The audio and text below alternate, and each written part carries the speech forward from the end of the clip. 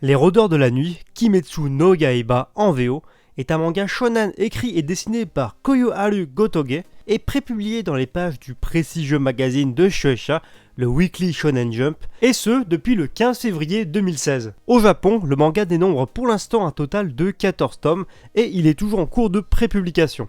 En France, le manga est quant à lui publié chez Panini Manga depuis août 2007, avec pour le moment 3 volumes parus. Autrement, concernant le manga en lui-même et une petite information et pas des moindres, il faut savoir qu'en février 2019, le tirage de la série s'élevait déjà à plus de 3,5 millions d'exemplaires à travers le monde.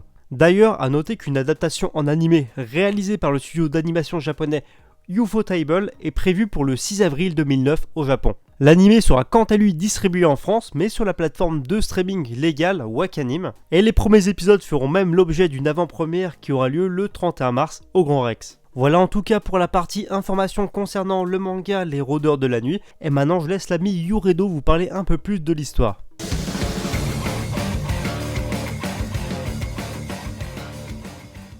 Tout d'abord, bonjour à tous. Si vous ne me connaissez pas, je me nomme Yoraido, mais aujourd'hui, on est surtout là pour parler d'une des grosses licences du moment.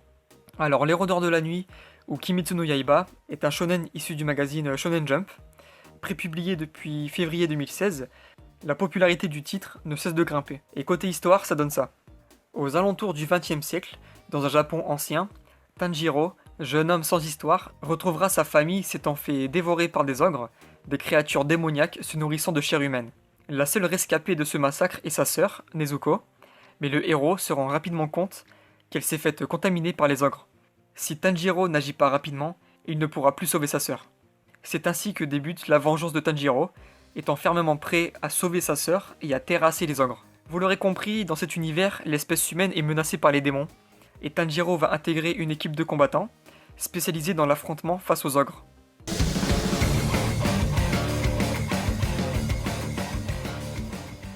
Ensuite, en ce qui concerne les points positifs de la série et mon avis sur le manga, disons que selon moi, Kimetsu no Yaiba est un des meilleurs mangas issus du Weekly Shonen Jump de ces dernières années. Et ce, pour plusieurs raisons. Tout d'abord, disons que l'histoire ne traîne pas en longueur et va directement à l'essentiel. Mais pour faire simple, disons qu'avec ce nouveau titre, on n'a littéralement pas le temps de s'ennuyer. Le manga enchaîne directement ses différents arcs et ses différentes scènes d'action, et ce sans temps mort, et ça, franchement, ça fait vraiment plaisir. Ensuite, un des autres gros points forts du manga Kimetsu no Yaiba vient directement de ses personnages. Alors c'est vrai que dit comme ça peut sembler peu important ou au contraire hyper basique, mais au contraire, selon moi, ce qui fait vraiment le socle d'une histoire, ce sont vraiment les personnages et leurs différentes personnalités. Parce que après tout, dit comme ça, que serait One Piece sans le personnage de Luffy, que serait Dragon Ball sans par exemple le personnage de Vegeta, et que serait Hunter x Hunter par exemple sans Gon, ou alors encore sans Hisoka. Eh bien pour moi, le manga Les Rôdeurs de la Nuit n'échappe tout simplement pas à cette règle. Les personnages principaux, donc c'est-à-dire Tanjiro et sa sœur Nezuko, deviennent rapidement attachants et leur relation si particulière à l'œuvre est tout simplement fascinante à suivre. Chaque personnage de Kimetsu no Yaiba apporte véritablement quelque chose à l'œuvre, y compris même des personnages plus secondaires voire comiques comme par exemple le personnage de Zenitsu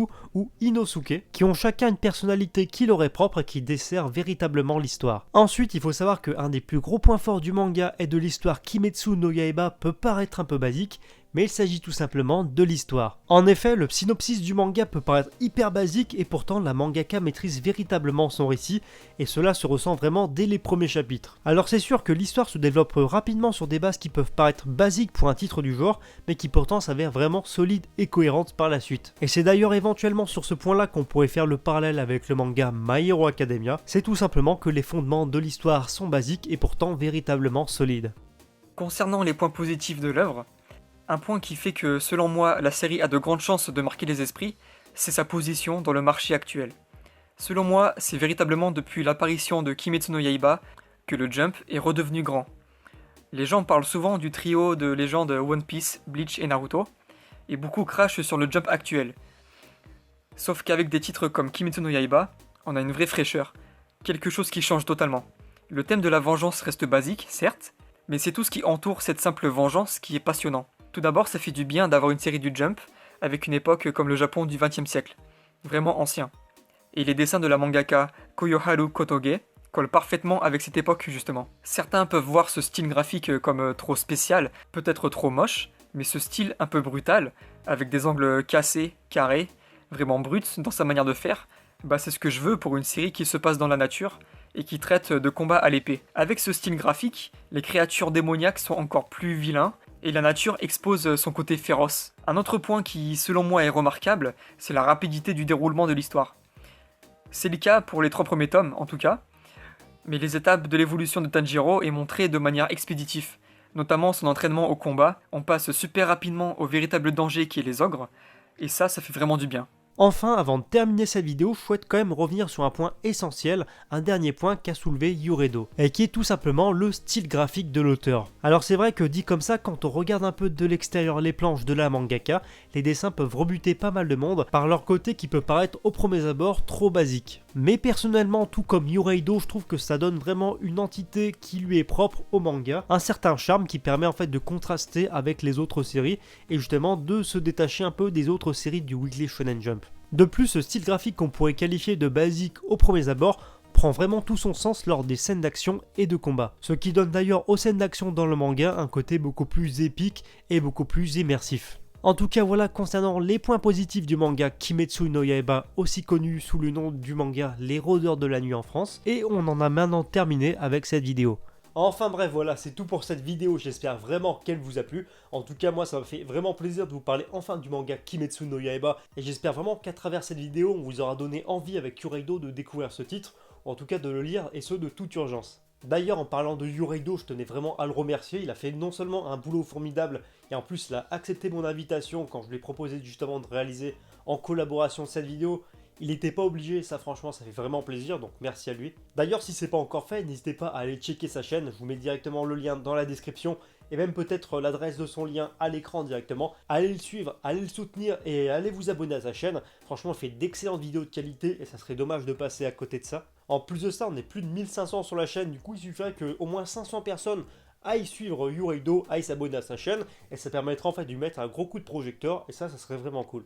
Sinon, si c'est pas encore fait, n'hésitez pas à vous abonner à la chaîne, c'est gratuit et ça fait plaisir, donc que demander de plus. Afin de nous montrer à quel point la vidéo vous a plu, ou alors si vous voulez d'autres petits projets similaires, n'hésitez pas à lâcher les pouces bleus.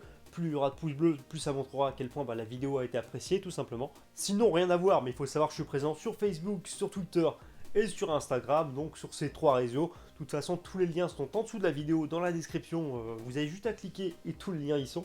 Et sur ce, je vous dis à bientôt pour une prochaine vidéo.